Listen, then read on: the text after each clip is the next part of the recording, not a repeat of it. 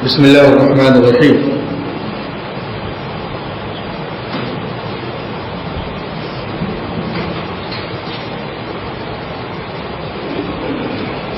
قال الله تبارك وتعالى في كتابه الكريم: أعوذ بالله من الشيطان الرجيم. يا أيها النبي حسبك الله ومن اتبعك من المؤمنين. وقال هو الذي أيدك بنصره وبالمؤمنين. محترم حضرات، کچھ لوگوں نے مجھ سے یہ کہا کہ رات کی جو بات ادھوری رہ گئی تھی اس کو اس مختصر سے وقت میں مکمل کیا جائے. تو بڑے ادب کے ساتھ عرض ہے کہ وہ باتیں مکمل تو نہیں ہو سکتی ہیں اس تھوڑے سے وقت میں، لیکن میں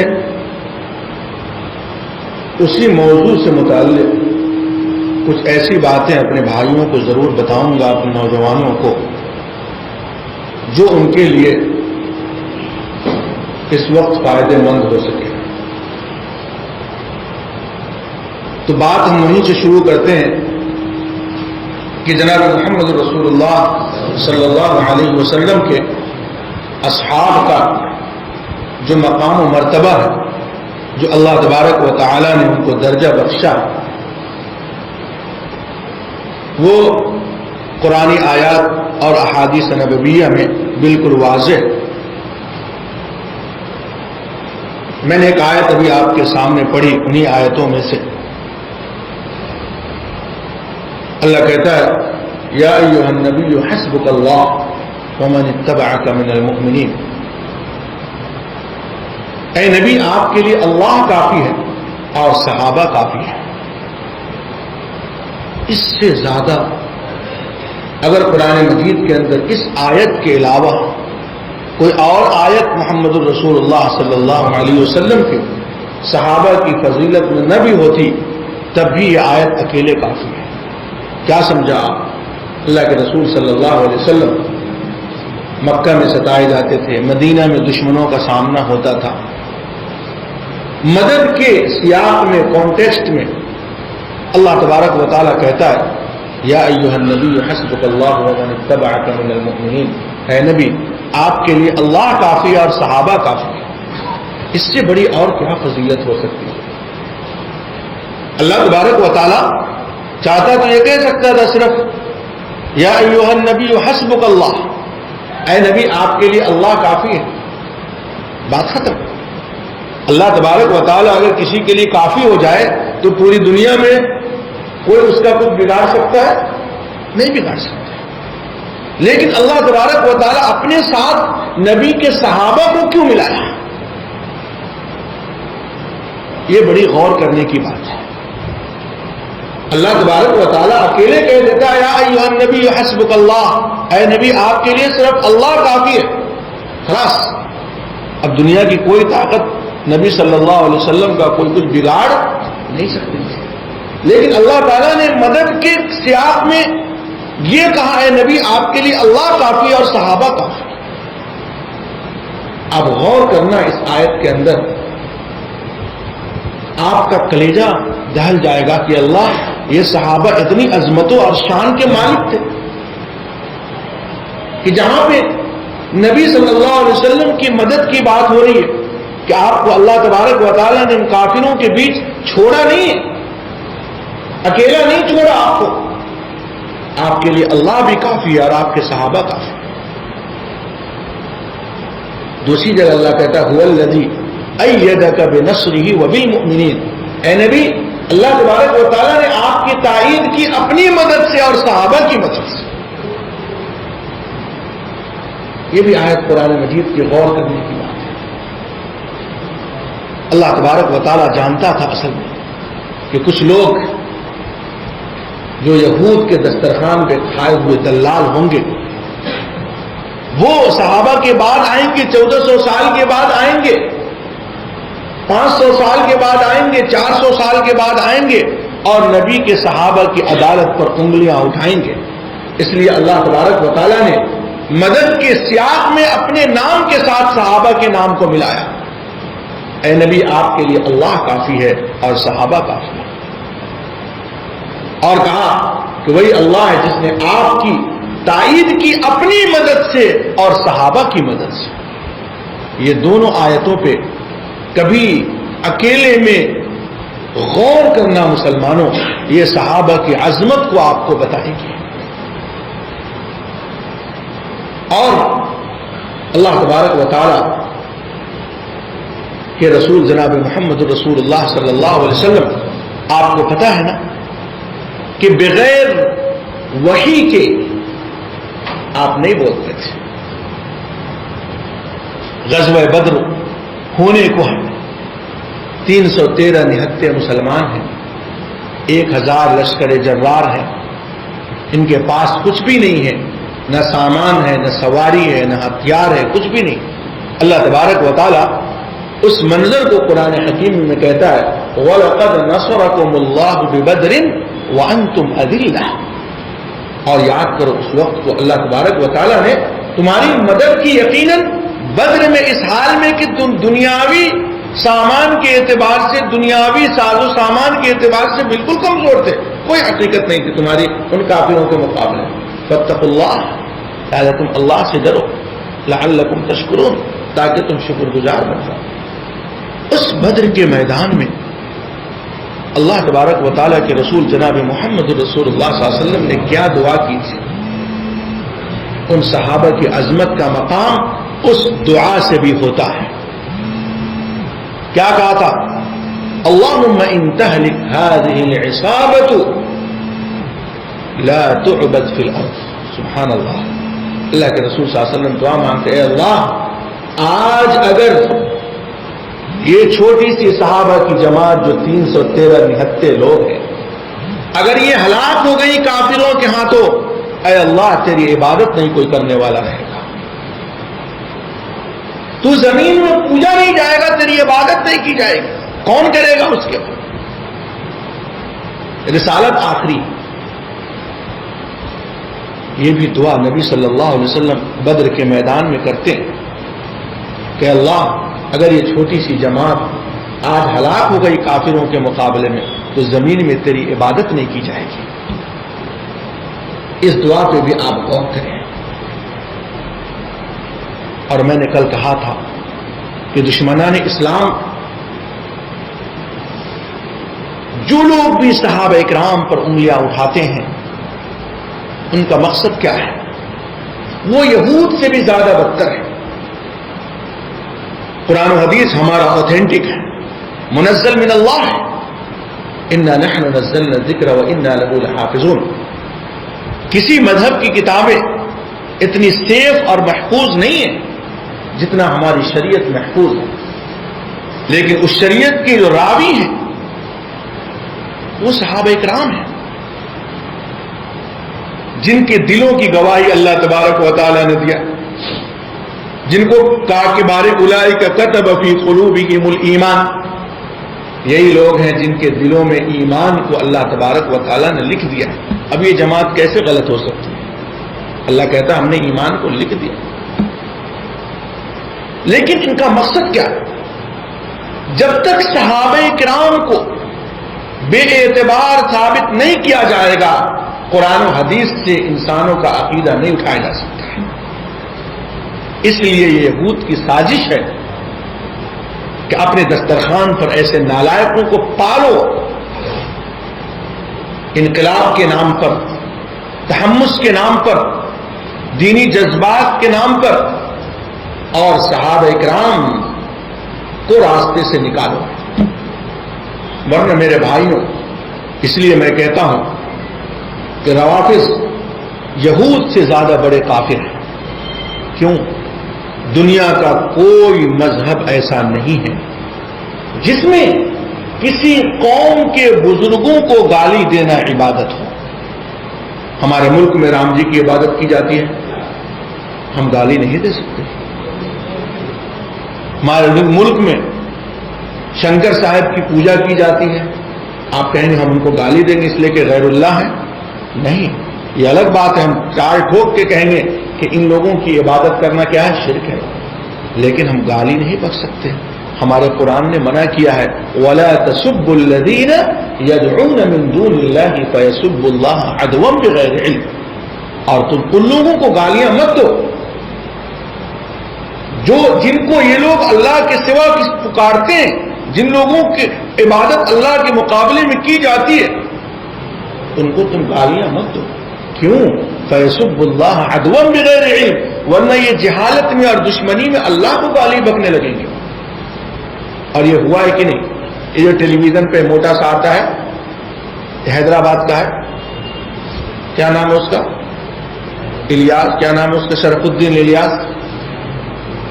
اس نالائق کو دیکھو، آپ کا جو لیڈر اسد الدین اویسی ہے اس کو دیکھو، اور اس طرح میں ٹیلی ویژن میں نکٹے نٹھلے لوگ جو جاتے ہیں ان کو دیکھو، یہ ڈیبیٹ کرتے ہیں اور ان کے معبودوں کو برا بھلا بکنے لگ جاتے ہیں۔ پھر وہ دشمنی میں کیا کرتے؟ کبھی نبی صلی اللہ علیہ وسلم کو گالیاں نکالتے، کبھی صحابہ کو گالیاں نکالتے، کبھی ام المومنین کو گالیاں نکالتے۔ کس شریعت نے ان نالائقوں کو اجازت دی تھی کہ تم یہ کام کرو؟ کون سی شریعت ہے کہ ہم ان لوگوں کو جو ان کو وہ معبود مانتے ان کو گالیاں بکیں؟ ہمارے قرآن نے منع کیا، سمجھے کہ اس سے منع کیا۔ لیکن یاد رکھیں، شیعت ایک ایسا مذہب ہے جس میں گالیاں بکنا عبادت ہے، کسی قوم کے بزرگوں کو گالیاں بکنا عبادت ہے، اور اس کی اصل یہود سے آئی ہے۔ سب سے پہلے یہود نے اللہ رب العالمین کو گالیاں نکالی۔ اللہ کہتا ہے اس گالیوں کے بارے میں وَقَالَتِ الْيَهُودُ يَدُ اللَّهِ مَغْلُولَةٌ، اللہ کو ماں بہن کی گالی نہیں دی جا سکتی ہے، لیکن اللہ کے لیے بہت بڑی گالی ہے۔ اللہ کہتا ہے اور یہود نے کہا کہ اللہ کے ہاتھ بندھے ہوئے، اللہ کیا ہے؟ بخیل ہے۔ اس سے بڑی گالی آپ کو میں کہوں کہ آپ بہت بڑے بخیل ہو، آپ کے ہاتھ بندھے ہوئے، آپ کچھ خرچ نہیں کرتے ہو، آپ برداشت کرو گے؟ نہیں کرو گے۔ اللہ تعالیٰ نے جواب میں کہا غلت ایدیہم، ان کے ہاتھ بندھے ہوئے، وَلُعِنُوا بِمَا قَالُوا، اور اپنے کہنے کی وجہ سے ان پر لعنت کی گئی۔ بل یداہ مبسوطتان ينفق کیف یشاء، بلکہ اللہ کے دونوں ہاتھ کھلے ہوئے ہیں اور وہ جیسے چاہتا ہے خرچ کرتا ہے۔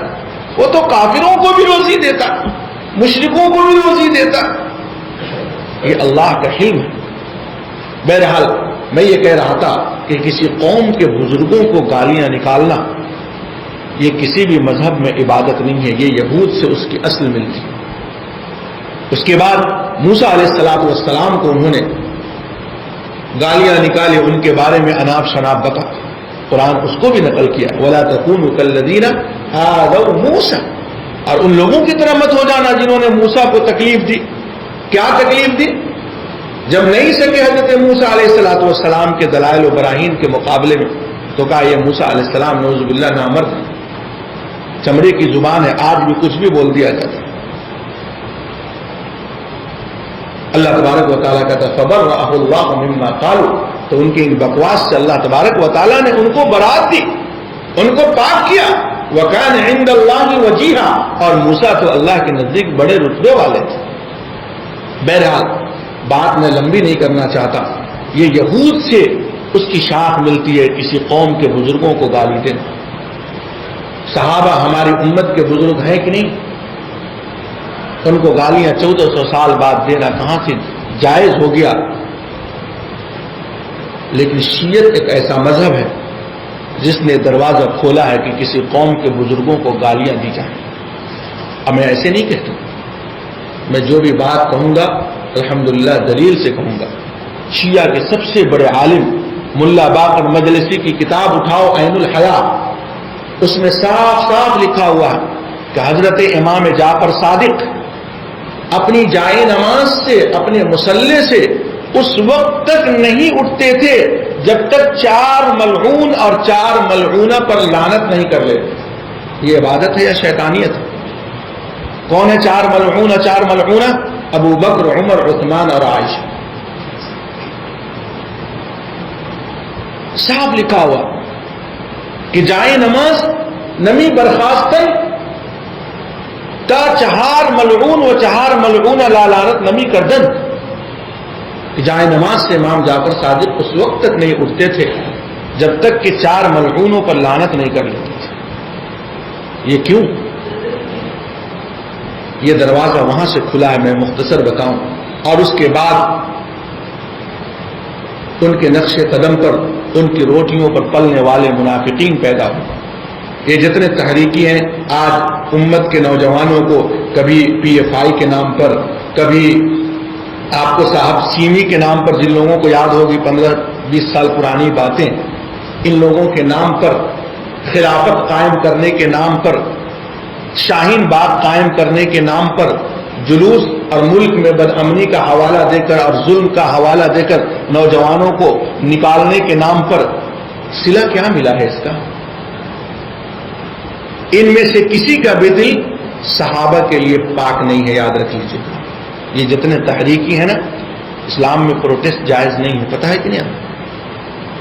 اسلام میں سڑکوں پر نکلنا جائز نہیں ہے، اسلام میں ہر چیز کا علاج ہے۔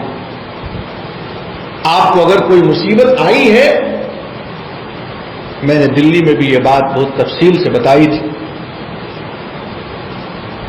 تو 2 قانون ہیں مسلمانوں تمہارے پاس۔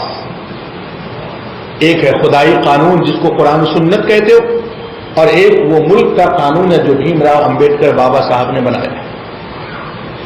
جب ملک میں کوئی بات ہوتی ہے تو تم بابا صاحب کے قانون کے مطابق اپنے آپ کو دیکھنے لگتے ہو، اور تمہارا شیطان جاگ جاتا ہے اور یہ کہنے لگ جاتے ہو کہ بھائی ہم بھی تو اس ملک کی آزادی میں قربانیاں دی تھی، لہذا ہمارے ساتھ یہ سلوک کیوں؟ اور یہ قانون آپ کو یہ سکھا دیتا ہے کہ آپ مظلوم ہو، آپ کے ساتھ غلط ہو۔ ایک تو یہ ہے پہلو دیکھنے کا۔ اس پہلو سے جب آپ دیکھتے ہو، اپنے آپ کو مظلوم پاتے ہو اور مرد آباد اور کنارے لگاتے ہوئے روڈ پر آپ کو نکال دیا جاتا، آپ نکل جاتے ہو۔ کبھی آپ نے سوچا کہ اس کے علاوہ بھی اور کوئی قانون ہے جس کو قرآن و سنت کہا جاتا ہے؟ اس قانون میں جب تک مسلمان نہیں دیکھیں گے کہ ان کے ساتھ جو کچھ اس ملک میں یا پوری دنیا میں ہو رہا ہے وہ ظلم ہے یا ان کے کرتوت کی سزا ہے، جب تک آپ روڈ پر نکل کے ایسے ہی جیلوں کو بھرتے رہو گے، آپ کے مسئلے کا حل نہیں نکلے گا۔ لیکن آج کا مسلمان خدائی قانون کی عدالت میں آنا ہی نہیں چاہتا۔ جب خدائی قانون میں آؤ گے، قرآن سنت کی عدالت میں دیکھو گے، تو ہم کہتے ہیں اللہ تبارک و تعالیٰ نے تو مودی کو ہمارے گناہوں کی سبب ہم پر مسلط کر دیا، اور اس وقت تک یہ بادل نہیں چھٹیں گے جب تک ہم اللہ کے نہیں ہو جائیں، جب تک ہم اللہ کی بارگاہ میں نہیں جھکیں گے، جب تک ہمارا مسئلہ حل نہیں ہونے والا ہے۔ لیکن یہ تحریکی لوگ، چاہے مولانا مودودی کے نام ماننے والے ہوں، چاہے اصلاحی گروپ کے ہوں، چاہے حماس گروپ کے ہوں، چاہے حزب التحریر گروپ کے ہوں، ان میں سے اگر تفصیل کا موقع ہو، چاہے آپ کو صاحب طالبان گروپ کے ہوں، چاہے پی ایف آئی گروپ کے ہوں، ان کے بزرگوں میں سے کسی کا بھی دل صحابہ کے لیے پاک نہیں۔ سب کے بزرگوں نے صحابہ کو گالی دی، نہ مولانا مودودی کے قلم سے صحابہ محفوظ رہے، نہ امین حسن اصلاحی کے قلم سے صحابہ محفوظ رہے، اور امت کو ملا کیا؟ لیٹسٹ آپ دیکھ لو، ملک کے قانون کے حساب سے آپ روڈوں پر پبلک کو نکلوا دیے۔ اگر یہ عبادت تھا تو عوام کیوں جائے؟ علماء سب سے پہلے کیوں نہیں گئے؟ اگر یہ عبادت تھی تو لیڈران کیوں نہیں گئے؟ ان بیچارے معصوموں کو، بازار میں گھومنے والوں کو آپ نے لے جا کر کے جلوس میں نکلوا کر کے پٹوایا اور جیلوں میں بھروایا۔ کسی مولوی کو دیکھا ہے آپ نے جاتے ہوئے؟ یہ سب ایک سازش کے تحت ہوتا ہے۔ یہ جتنے بھی خوارج ہیں، یہ کافروں کی گود میں پلتے ہیں۔ ان کے بارے میں محمد رسول اللہ صلی اللہ علیہ وسلم نے خود فرمایا تھا کہ اہل ایمان کو یہ چھوڑیں گے، قتل کریں گے، اور اہل بت پرستوں کو یہ چھوڑ دیں گے۔ سمجھے کہ نہیں؟ اور یہ سب تفصیل کا موقع نہیں، میں آپ کو بتاتا، یہ سب شیعت کی شاخیں ہیں جن کے دل صحابہ سے پاک نہیں۔ یہ ان کا مقصد ہے کہ مسلمانوں کو اس طریقے سے روڈ پر نکالا جائے، مظلومیت کا نعرہ لے کر کے، اب دیکھیے گا جو لوگ خلافت کی بات کرتے ہیں، زمین میں خلافت لانا ہے، اسلامی ملک قائم کرنا ہے، یہ کرنا ہے وہ کرنا ہے، نوجوانوں کو بھڑکاتے ہیں، ارے ہم لوگ کفرستان میں رہتے ہیں، غلط ہے۔ اور قرآن کی آیت بھی پڑھتے ہیں، وَأَعِدُّوا لَهُم مَّا اسْتَطَعْتُم مِّن قُوَّةٍ، اور تیاری کرو جتنی تم کو طاقت ہے۔ اللہ کا قرآن تو سچ ہے، لیکن بیٹے تم ترجمہ غلط بتا رہے ہو محمد رسول اللہ صلی اللہ علیہ وسلم کی امت کو۔ یہ آیت کس سے مخاطب ہے؟ صحابہ سے مخاطب ہے نا۔ قرآن کی کوئی بھی آیت ہے نا جس میں حکم ہے، اس کا پہلا مخاطب کون ہے؟ صحابہ۔ کہ آپ ہیں 1400 سال کے بعد پیدا ہونے والے، ہم ہیں، تو اللہ ان صحابہ سے کہتا ہے، ان صحابہ میں کوئی بے نمازی تھا کیا؟ تم نماز مت پڑھو اور کہو کہ ہم گن خرید کر کے ہم میدان جیتیں گے، تم منافقوں کی طرف بھاگ جاؤ گے، تم نہیں سکو گے وہاں پر، تم جھوٹے اور مکار ہو۔ پہلے تم اپنے ایمان کو درست کرو۔ وہ مسلمان لڑائی لڑے گا جا کر کے جو فجر کی نماز نہیں پڑھتا، جو تہجد کا اہتمام نہیں کرتا، کوئی صحابی ایسا تھا؟ اس لیے یہ ایک سازش ہے مسلمانوں۔ جو شیعت کی گود میں جو لوگ پلے ہیں، جو تحریکی ملے پلے ہیں، جن کے دل صحابہ سے پاک نہیں ہے، وہی اس طرح کی حرکتیں کرتے ہیں، ورنہ قرآن سنت بڑا صاف و شفاف آئینہ ہے۔ اس لیے نوجوانوں کو، ہر وہ لوگ جو نئی دعوت لے کر کے آئے اور مسلمانوں کی مظلومیت کا رونا روئے اور سڑکوں پر نکالنے کی کوشش کرے، ان کے چنگل سے بچنا چاہیے اور معاملات کے شرعی علاج ڈھونڈنی چاہیے کہ ہماری جو پٹائی پسائی ہو رہی ہے، ہم جو مار کھا رہے ہیں، ہم پر جو ستم ہو رہا ہے، قرآن و سنت اس معاملے میں کیا کہتا ہے؟ آئی بات سمجھ؟ قرآن اگر ہم کو مظلوم کہتا ہے تو ہم مظلوم، قرآن ظالم کہتا ہے تو ہم ظالم۔ ابھی آپ دیکھیں، ایک معاملہ ہوا تھا کچھ دنوں پہلے، ایک خاتون نے جناب محمد رسول اللہ صلی اللہ علیہ وسلم کے خلاف کچھ بولا تھا، یا اس سے پہلے CA NRC والا معاملہ آیا تھا۔ میں جانتا ہوں جو لوگ شاہین باغ نکلوائے تھے، آج وہ اپنے محلوں میں آرام کرتے ہیں اور ان بیچاروں نوجوانوں کو جیل میں ٹھسوائے، اور آج تک ان کی ضمانتیں نہیں مل سکی، یہی مظلومیت کا نعرہ لگا کر کے کہ تم کو CA اور NRC لگا کر کے ملک سے نکال دیں گے۔ سمجھے کہ نہیں؟ تم کو ملک سے بھگا دیں گے CA اور NRC لگا کر کے، لہذا سڑکوں پر نکلو۔ اور وہاں پر کیا ہوا؟ وہاں پر ہون بھی ہوا، وہاں پر شرک بھی ہوا، وہاں پر خرافات بھی ہوا، اتنا ہی نہیں، وہاں پر زنا بھی ہوا۔ جہاں عورت اور مرد کا اختلاط ہوگا وہاں برائی نہیں ہوگی۔ کس پاگل نے آپ کو سمجھا دیا؟ سب کچھ ہوا، اور فائدہ کیا ہوا؟ تو کچھ نہیں ہوا سوائے مسلمانوں کو ہنسانے اور پٹوانے کے لیے۔ کیوں؟ آپ نے بابا صاحب کے قانون کے مطابق آپ کو مظلوم بنا کر کے کھڑا کر دیا گیا تھا کہ بھائی صاحب آپ کے باپ دادا نے، اور انڈیا گیٹ پر تو سب سے زیادہ آزادی کی تاریخ میں مسلمانوں کے نام ہے، اور تمہیں کو اس ملک سے نکالا جا رہا ہے، لہذا تم تو مظلوم ہو، آؤ سڑکوں پر۔ مہربانوں، یہ حل نہیں تھا۔ افسوس ہے کہ کچھ علماء کو پتہ نہیں کس مدرسے سے اور کس جاہل استادوں سے ان ظالموں نے علم حاصل کیا، جو ٹی وی چینل پہ آتے ہیں، جو اپنے آپ کو اہل حدیث کہتے ہیں، وہ بھی شاہین باغ کی نانیوں اور دادیوں کو سلوٹ مار رہے تھے، کہتے دبنگ دادیاں اور نانیاں ہیں، ڈوب مرو کسی ورلی کے گٹر میں جا کر۔ اگر معاملے کو قرآن سنت کے آئین میں دیکھا جاتا تو یہ نوبت نہ آتی، لیکن ہم لوگ کس کے گود میں پل رہے ہیں؟ ان صحابہ کے دشمنوں کے گود میں پل رہے ہیں۔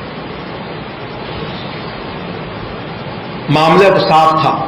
یہ جو CA اور NRC لگا تو آپ لوگ سوچے کوئی عجوبہ قانون آ گیا جو دنیا میں کسی قوم کے ساتھ نہیں ہوا، ہم لوگوں کے ساتھ ہو رہا ہے کہ ہم لوگوں کا ملک اور ہم ہی لوگوں کو نکالا جا رہا ہے۔ آپ نے اللہ کا قرآن پڑھا ہی نہیں، نہ عالموں نے آپ کو پڑھ کر کے بتایا۔ میرے بھائی، CA اور NRC کا مطلب صرف ہوتا ہے کہ ہم آپ کو اس ملک میں رہنے نہیں دیں گے، اور کچھ ہوتا ہے کیا؟ آپ کو رہنا ہے، ہماری ملت کی پیروی کیجیے ورنہ آپ یہاں سے کیا کیجیے، جائیے۔ اور کوئی مطلب ہے اس کا؟ یہی ہے نا۔ اللہ کا قرآن کیوں نہیں پڑھ لیا گیا؟ یہ کوئی نئی بات اور نیا قانون نہیں ہے۔ ہر نبی کی قوم نے اپنے نبی کو اور ان کے ساتھ جو ایمان لائے ان کو CA اور NRC کے ذریعے بھگانے کی کوشش کی ہے۔ آپ اللہ کا قرآن ہی نہیں پڑھتے تو آپ کو پتہ کیسے چلے گا؟ قرآن کھولیے اللہ کا۔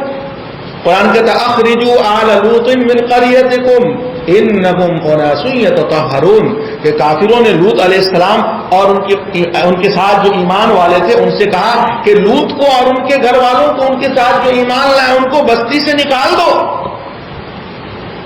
9ویں پارے کی شروعاتی ہوتی ہے قال الملأ الذین استکبروا من قومه لنخرجنک یا شعیب والذین آمنوا معک من قریتنا، کہ قوم شعیب کے متکبروں نے کہا کہ اے شعیب میں تم کو اور تمہارے ساتھ جو ایمان لائے ہیں ان کو ہم اپنے گاؤں سے نکال دیں گے ورنہ ہماری ملت میں پھر سے واپس آ جاؤ۔ اور سورہ ابراہیم میں اللہ کہتا ہے وقال الذین کفروا لرسلهم لنخرجنکم من ارضنا او لتعودن فی ملتنا، اور کافروں نے اپنے رسولوں سے کہا کہ ہم ضرور تم کو ہم اپنی زمین سے نکال دیں گے، اپنے ملک سے نکال دیں گے ورنہ ہماری ملت کی طرف لوٹ آؤ۔ تو یہ بات تو بڑی پرانی ہے یار، قرآن میں کیوں نہیں ڈھونڈا گیا؟ کیوں ہمارے علماء نے لوگوں کو سڑکوں پر نکال کے جیلوں میں ٹھسوایا؟ ان کا حساب ان جاہل مولویوں کو اور قوم کی روٹی پر پلنے والوں کو اور جلسے کر کے اور ٹی وی چینل پہ آ کر لفافے لینے والوں کو اللہ تبارک و تعالیٰ ان کو قیامت کے دن اٹھا کر ضرور پوچھے گا۔ کیوں قرآن پڑھ کے نہیں بتایا گیا امت کے لوگوں کو کہ بھائی یہ بات پرانی ہے کہ تمہارے ساتھ معاملہ نہیں ہے؟ اگر ہم سب کے سب اگر ہندو دھرم اختیار کر لیں یہ قانون باقی رہ جائے گا؟ رہے گا؟ ارے بولنا بھائی، نہیں رہے گا، زور سے بولو۔ تو یہ بات بڑی پرانی ہے، اولتعودن فی ملتنا، ہمارے ملت میں آ جاؤ، کوئی قانون نہیں رہے گا۔ یہی بات سمجھ؟ قرآن کیوں نہیں پڑھ کے بتایا گیا؟ اور علاج کیا ہے اس کا؟ ہمارے علماء تک کا دماغ خراب ہوا، ہمارے لیڈران تو جاہل ہیں۔ کیا کہا جانے لگا؟ کاغذ درست کراؤ، 65 کا کیوالا درست کراؤ، اور نہیں تو روڈ پر نکلو۔ یہی دو علاج آپ لوگوں سے بتایا گیا کہ نہیں بتایا گیا؟ عورتوں کو آگے کرایا گیا لیڈرشپ میں۔ تم ہجڑے ہو کیا؟ تمہاری مردانگی کو آگ لگ گئی کیا کہ تم عورتوں سے تقریر کروا رہے، ماں بہن کا برقع دوپٹہ اتروا کر کے؟ تم نبی کی حدیث کیوں بھول گئے؟ لن یفلح قوم ولوا امرهم امرا، وہ قوم ہرگز کامیاب نہیں ہو سکتی جس نے اپنا لیڈر عورت کو بنایا۔ کہاں گئی یہ بخاری کی حدیث؟ خالی آمین رفع الیدین کرنے کے لیے۔ یہاں بھی آئے تو دیکھے پاگل کی طرح لوگ وہاں پہ عورتوں کو آگے کر کے پاک سرکس میدان میں، اور لڑکے اس کے آگے مدھو مکھی کی طرح گھوم رہے ہیں، ٹہل رہے ہیں، پھر رہے ہیں، کوئی پانی بانٹ رہا ہے، کوئی شربت بانٹ رہا ہے۔ چھی! اور قوم کے مرد جو ہے نامرد نما مرد، یہ اس کو کار خیر سمجھ رہے۔ کہاں گئی تھی حدیث؟ لن یفلح قوم ولوا امرهم امرأة، وہ نامرد ہے جو اپنی ماں بہن کو آگے بڑھا۔ اللہ کے رسول نے تو صاف کہا کہ وہ قوم ہرگز کامیاب نہیں ہوگی جو اپنا لیڈر کیا کس کو بنائے؟ عورت کو بنائے۔ یہی ہوا تھا کہ نہیں ہوا تھا؟ نانی اور دادی کو آگے بڑھا رہے، تم کائے کے لیے ہو؟ مر جاتے تم، نانی تم مر جاتے، تم کہاں چلے گئے تھے؟ تم مر جاتے اس کے بعد عورتوں کا نمبر آتا۔ بہرحال میں یہ کہہ رہا تھا میرے مہربانوں، بات لمبی ہو رہی ہے، میں یہ باتیں اس لیے جان بوجھ کر کے لایا ہوں کہ ان معاملات کو سمجھیں۔ ملک میں گرفتاریاں ہو رہی ہیں ان خوارج کی سازشوں کے نتیجے میں، اور مسلمان کا نوجوان بالکل پاگل کی طرح ان کی سازشوں کا شکار ہوتا چلا جا رہا ہے۔ آپ معاملے کو سمجھو۔ علاج کیا تھا میں یہ جاننا چاہتا ہوں۔ ان مولویوں کو قیامت کے دن پکڑنا، ان تحریک ملوں کو پکڑنا قیامت کے دن، علاج وہ نہیں تھا۔ تم کو دو علاج بتایا گیا، یا روڈ پر جاؤ یا ارے بولنا یار، کاغذ درست کراؤ۔ کیوں نہیں بولتے؟ منہ میں گلگلہ رکھ کے آئے کیا بہار والا؟ سمجھے نہیں؟ یہ کوئی جلسہ نہیں ہو رہا ہے کہ بولو کے بیچ میں تو گڑبڑ ہو جائے گا. علاج وہ نہیں تھا. یہ دونوں علاج بتانا قوم سے غداری تھی. اللہ کا قرآن ہے، محمد علی غلط ہو سکتا ہے، اللہ کا قرآن نہیں غلط ہو سکتا ہے. اتنا ایمان تو نہیں سڑ گیا آپ لوگوں کا بولے گا قرآن غلط ہے. تو اللہ اسی سورہ ابراہیم میں اس کا حل بتاتا ہے. وقال الذين كفروا لرسلهم لنخرجنكم من ارضنا او لتعودن في ملتنا فاوحى اليهم ربهم لنهلكن الظالمين.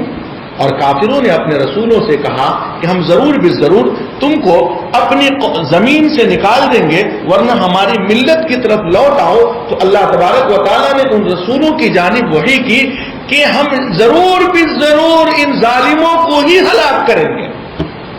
لَنُهْلِكَنَّ الظَّالِمِينَ نون تاکید کے ساتھ کہا ہم ضرور بالضرور ان ظالموں کو جو اے نبی اے رسولوں کی جماعت آپ کو دھمکیاں دے رہی ہے ملک سے بھگانے کی، ہم ان کو ہی ہلاک کریں گے. ٹھیک ہے؟ اس کے بعد اللہ کہتا ہے وَلَنُسْكِنَنَّكُمُ الْأَرْضَ مِنْ بَعْدِكُمْ، اور ان ظالموں کی ہلاکت کے بعد ہم آپ کو زمین کا مالک بنائیں گے، زمین میں ٹھہرائیں گے. آپ کو ٹینشن لینے کی ضرورت نہیں، کیونکہ اس وقت جو انبیاء تھے جو ان کے ساتھ اہل ایمان تھے آپ کی طرح نماز چھوڑ کے سونے والے نہیں تھے. رات میں جلسہ کرا اور صبح فجر چھوڑ کے سوتے رہے. ایسے والے مسلمان نہیں تھے ان انبیاء کے ساتھ. سمجھے کہ نہیں؟ اہل ایمان تھے. اللہ آگے کیا کہتا ہے؟ ذَلِكَ لِمَنْ خَافَ مَقَامِي وَخَافَ وَعِيدِ. یہاں پتہ کی بات ہے، یہ نہیں کہا کہ اے رسولوں کی جماعت یہ آج تمہارے لیے خاص ہے کہ 1400 سال کے بعد کا مسلمان بکے گا کہ ہم تو نبی رسول کو تھوڑی نا. سمجھے کہ نہیں کہ ہمارے ساتھ یہ خدائی مدد آئے گی.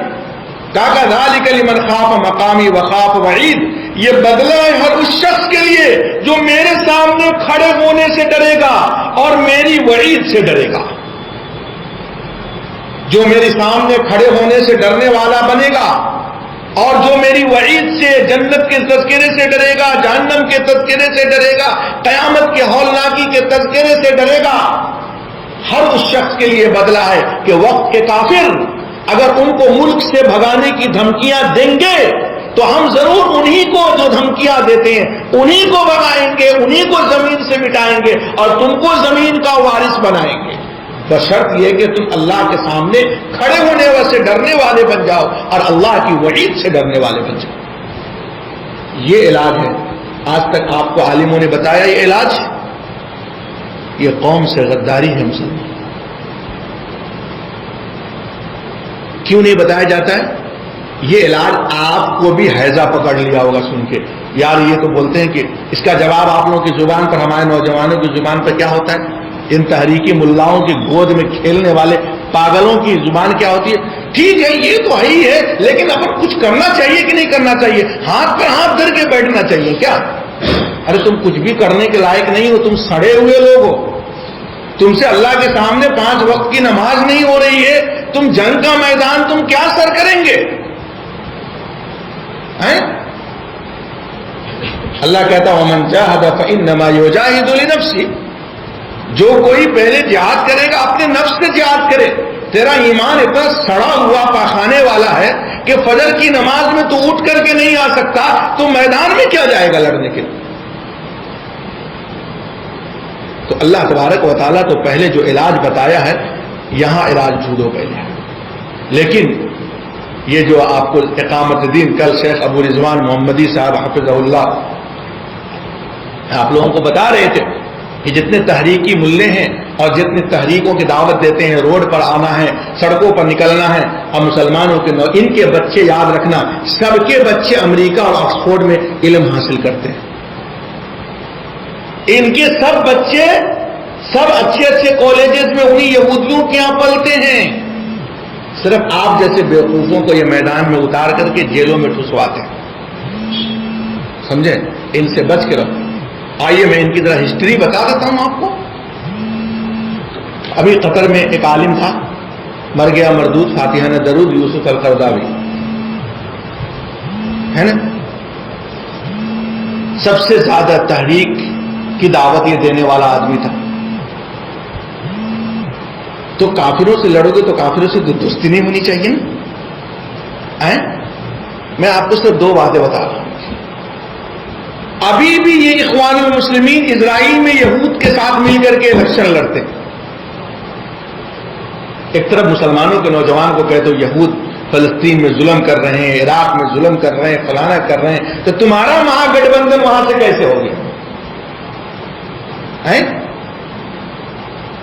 تم کرو تو ان کے ساتھ مل کر کے آج بھی لڑ رہے ہیں. اور جب اخوان المسلمون کو، ان کی جماعت کو، ان تحریکیوں کو جب وہاں الیکشن میں جو ہے مطلب کہ اسرائیل میں جب 99% ووٹ سے یہود کو کامیابی ملی یا اخوان المسلمین کو کامیابی ملی، تو یوسف قرضاوی نے کیا کہا تھا؟ ایسی بھدی گالی تو قسم اللہ کی یہود نے بھی اللہ کو نہیں دی. جو لوگ آپ کو روڈ کہا تھا لو ان اللہ سبحانہ وتعالی عرض نفسہ علی الخلق، کہ اگر اللہ بھی اپنے آپ کو مخلوق پر ووٹ مانگنے کے لیے پیش کرتا تو بھی اتنا ووٹ نہیں لا سکتا جتنی میری جماعت ووٹ لائی. پوری دنیا کے پیپر میں آؤٹ ہوا ہے. آپ کیوں آج نعوذ باللہ استغفر اللہ پڑھ رہے ہو؟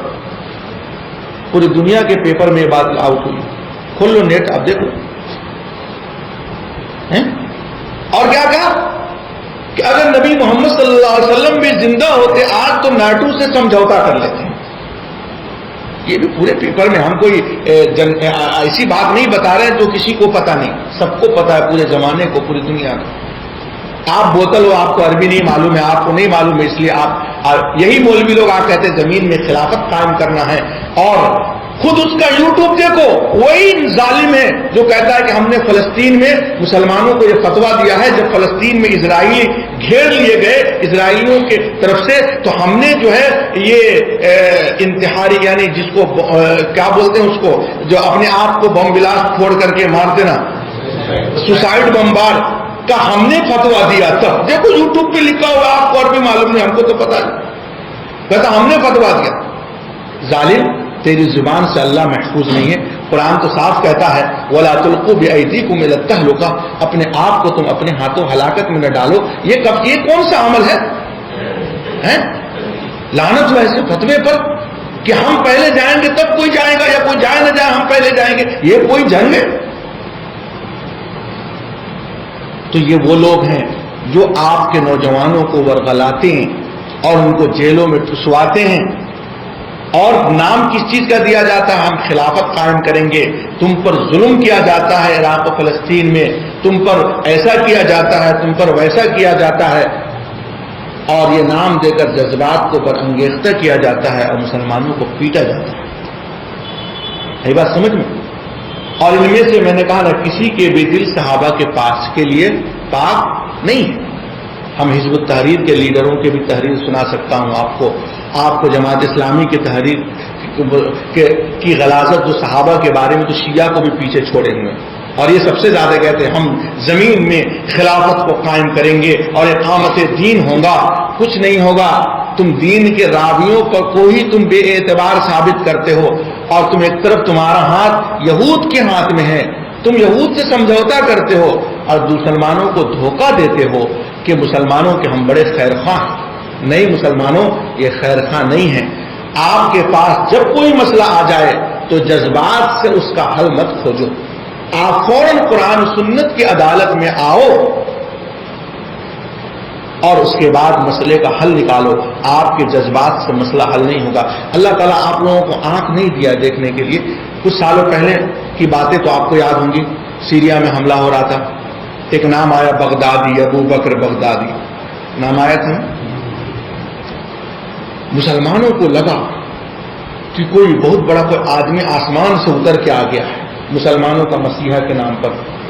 اور انڈیا سے اور کہاں سے اس جماعت میں IS میں نام جڑنا اور یہاں سے گرفتاریاں، سب ڈرامے ہوئے تھے کہ نہیں ہوئے تھے؟ یاد ہے آپ لوگوں کو؟ اور ایک طرف جو سلمان ندوی منافق، اس نے نیٹ میں لیٹر جاری کیا کہ ابو بکر بغدادی امیر المومنین کیا تھا کہ نہیں کیا تھا، اور ہزاروں مسلمانوں کو پکڑا گیا. یہ تو خود یہود کی سازش تھی. یہ بغدادی تو خود یہود کا تھا، بعد میں سب پول کھلا کہ وہ داڑھی بھی نکلی تھی اور جعلی تھی، اور اس کے نتنیاہو کے ساتھ اس کی فوٹو تھی، اور اس کو کھڑا ہی صرف کس لیے کیا گیا تھا ان منافقوں کو، کہ تاکہ مسلمانوں کو بشار اسد کی حکومت جو 5% آبادی وہاں پہ نہیں پیٹ پا رہی تھی، تو ان ظالموں کو کھڑا کیا جائے، اور یہی سنی مسلمانوں کو پیٹے بھی، امریکہ کا ایجنٹ بول بول کر کے کاٹے بھی، اور دنیا والوں کو دکھائے کہ یہ دیکھو بڑے ظالم ہیں، دہشت گرد ہیں، تاکہ رشیا کو آنے کا راستہ ہموار ہو، اور رشیا کو بلا کر کے اور پورے سنی مسلمانوں کو موت کی گھاٹ اتروا دیا گیا۔ اور جب اس کے بعد حکومت بشار کی باقی رہ گئی، اس کو بغدادی کا کیا ہوا کوئی پتہ چلا؟ اگر وہ آتنکوادی تھا، آپ کے نزدیک مجرم تھا، تو کوئی چارج شیٹ تو اس کی داخل ہوتی، کوئی کیس ہوتا، دنیا کی لسٹ سے غائب ہو گیا وہ نہیں منافق یہودی، ہوا تھا کہ نہیں ہو گیا؟ کوئی سنے کہ کوئی سزا ہوئی اس کو؟ آپ لوگوں کو اللہ تعالیٰ عقل نہیں دیا ہے، آپ لوگوں کے عقل پہ ماتم ہے، معاملات کو سمجھتے نہیں ہو آپ لوگ۔ اسامہ بن لادن، اس کو بھی لوگ جب آیا اس کا بھی نام، باپ رے باپ، اس سن میں جتنے بچے پیدا ہوئے اکثریت کا نام، ایک شہر میں 75 کو اسامہ مل جائے گا آپ کو، سمجھے نہیں؟ سب لگتا ہے اسی کا بیٹا۔ مسلمانوں کو شریعت پتہ نہیں ہے اصل میں، یہ بھی یہود کا پروردہ تھا۔ یہ ویڈیو تم لوگ، موبائل کا زمانہ ہے نا تمہارے پاس، کھولو اس کو، تم لوگ کب سے جانتے ہو اس نالائق خارجی کو، بدتمیز انسان کو؟ 2002 سے، جب سے ورلڈ ٹریڈ سینٹر پر حملہ ہوا تھا۔ 1996 کا ہمارے شیخ مقبل بن ہادی الواری رحمت اللہ علیہ، انہوں نے کہا تھا کہ یہ خارجی ہے، یہ خونی ہے، یہ دموی ہے، یہ حکام کو کافر کہتا ہے، یہ علی عبداللہ صالح کے خلاف خروج کی بغاوت دیتا ہے۔ کہا تو جھوٹا ہے، تو مکار ہے، تو جا کہیں جا کے نماز پڑھ، مسلمانوں کی دین کی خدمت کر، یہ حکام کے خلاف بغاوت کی دعوت دینا بند کر دو۔ 1996۔ اور یہ کیسی بات ہے، یہ کیسا لالی پاپ ہے کہ جس اسامہ کو کھوجنے کے لیے 10 سال آپ نے عراق کو تباہ کیا، افغانستان کو تباہ کیا، وہ ابٹا بعد میں زندہ بیوی کے ساتھ مل گیا، اور اس کے بعد اس کو پکڑا بھی نہیں، اور اس کے بعد اس کے جنازہ بھی پڑھا دیا مار کر کے، اور کچھ ہوا بھی نہیں۔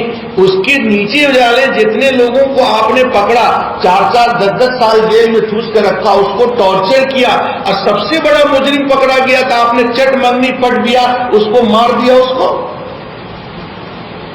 اللہ تعالیٰ آپ لوگوں کو دماغ نہیں دیا سوچنے کے لیے سب باتوں میں، سوچو،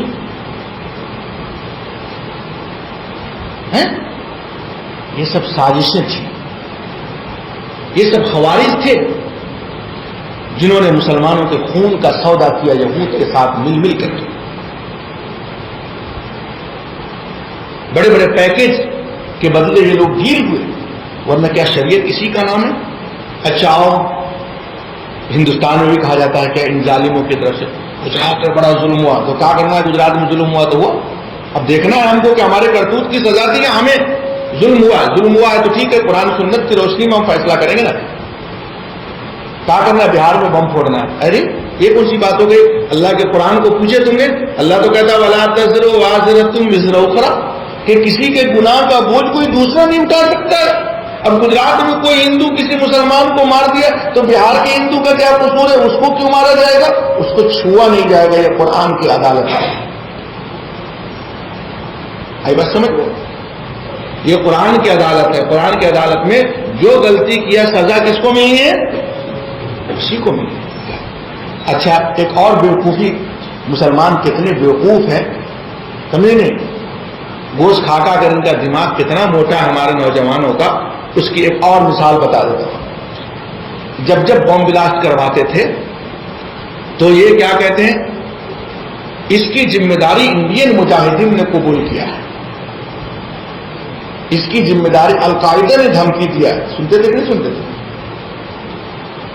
آپ لوگ کیا بیوقوف آدمی ہو، کیا اس چیزوں کو ایکسپٹ کرتے ہو؟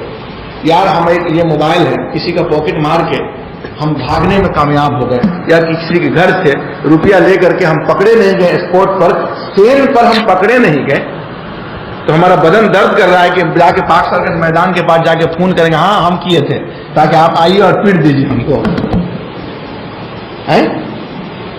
اللہ کے رسول صلی اللہ علیہ وسلم نے تو کہا الحرب خدعہ، جنگ دھوکہ ہے.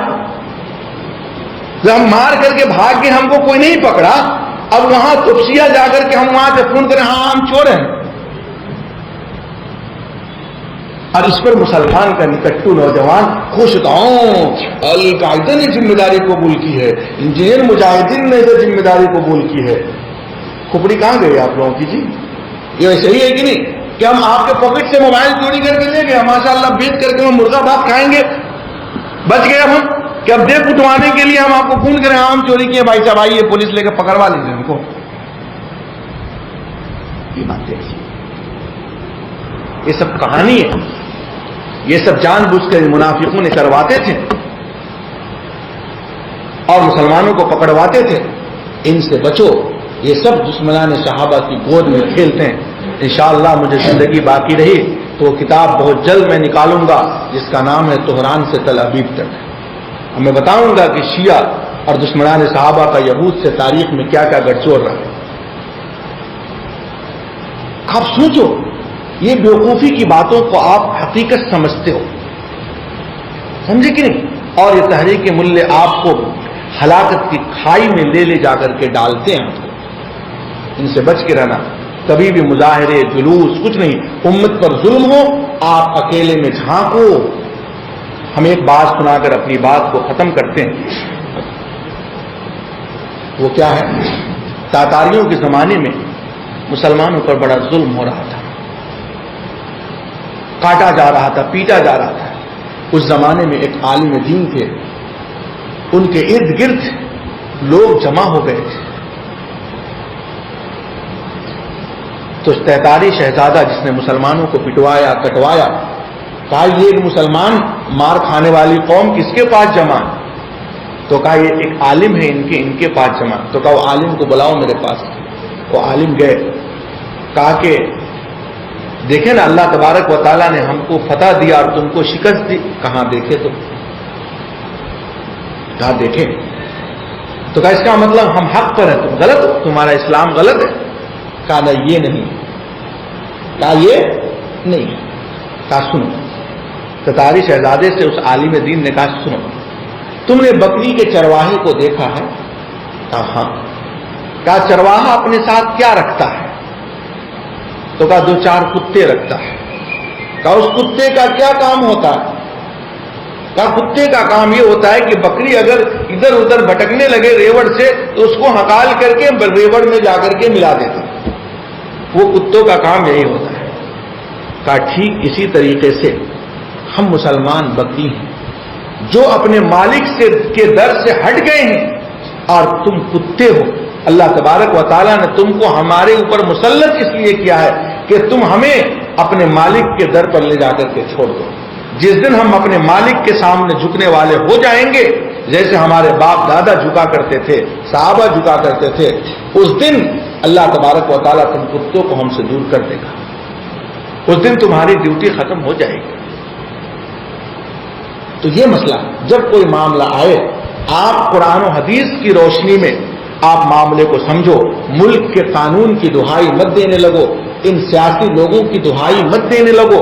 یہ سب کے سب کہیں نہ کہیں جہالت کی وجہ سے یا پری پلان یہ سب دشمنان اسلام کے آغوش میں کھیلتے ہیں. آپ دیکھو ان میں سے کسی کی گرفتاری نہیں ہوتی. سلمان ندوی کو کیوں نہیں پکڑا جاتا؟ اس نے سب سے پہلے کہا تھا 10 سال پہلے کہ بغدادی امیر المومنین، اس کو کیوں نہیں پکڑا گیا؟ اگر اس لیے ان معاملات کو سمجھیں اور کبھی بھی ان فالتو کے لوگوں کے چکر میں نہ رہیں. اللہ تبارک و تعالیٰ سے دعا ہے اللہ تبارک و تعالیٰ ہم سب کی اصلاح فرمائے اور ہمارے نوجوانوں کو اپنی ذمہ داری سمجھنے کی توفیق دے. آپ کی ذمہ داری کیا ہے کہ آپ 5 وقت کی نماز پڑھو. یار آپ قرآن حکیم سے جڑو، قرآن مجید کو ترجمے کے ساتھ پڑھو. آپ رات کی نمازوں کو پڑھو.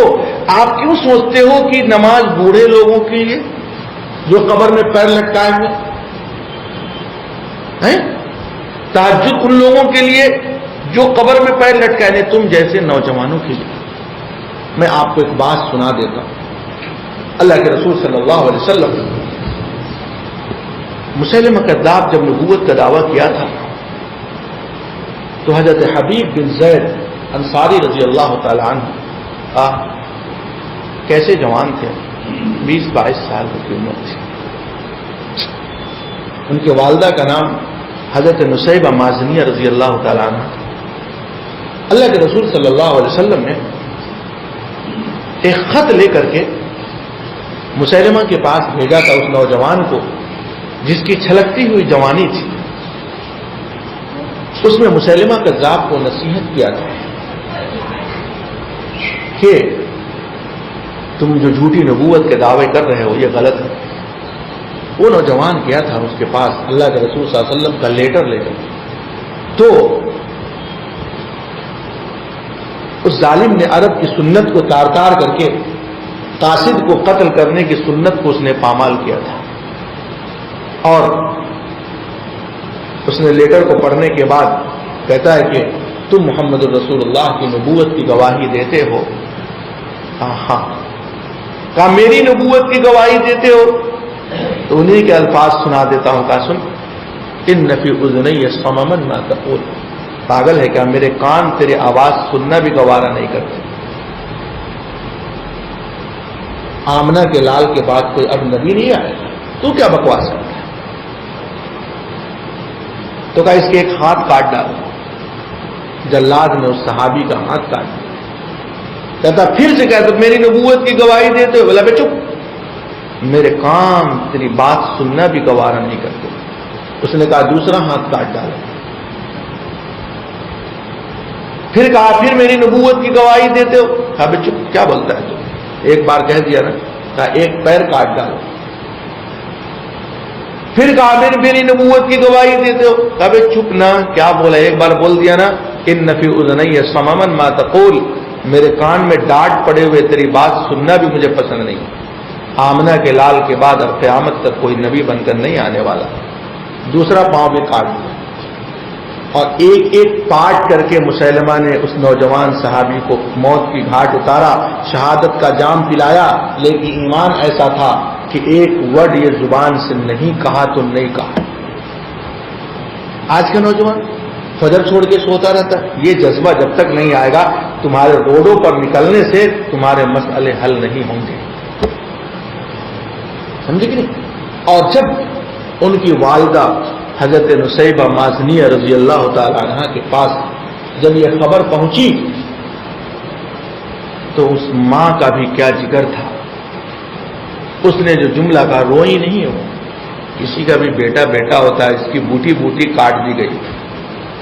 کہا من اجل ھذا اعددتہ وعند اللہ احتسبتہ، میں نے اسی دن کے لیے اپنے بیٹا کو پیدا کر کے جوان کیا تھا، اور اس کے اس حالت کی شکایت اللہ کے پاس کرتی ہوں اور اللہ کے پاس ثواب کی امید رکھتی ہوں۔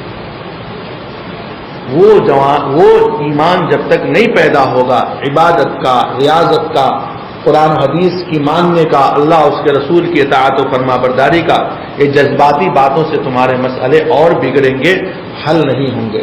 تو ہم امید کرتے ہیں آپ لوگوں سے کہ آج سے آپ لوگ وعدہ کرو کہ ہم لوگ جب تک زندہ رہیں گے بغیر کسی شرعی عذر کے کوئی نماز نہیں چھوڑیں گے۔ چھوڑیں گے بھائی؟ ہاتھ اٹھائیے تو کون کون چھوڑیں گے؟ کون کون پڑھنے کا ارادہ کر رہے ہیں؟ ارے ہاتھ اٹھائیے، اللہ سے مدد مانگیے کہ ہاں پڑھیں گے، موت تک ہماری کوئی نماز نہیں چھوٹے انشاءاللہ۔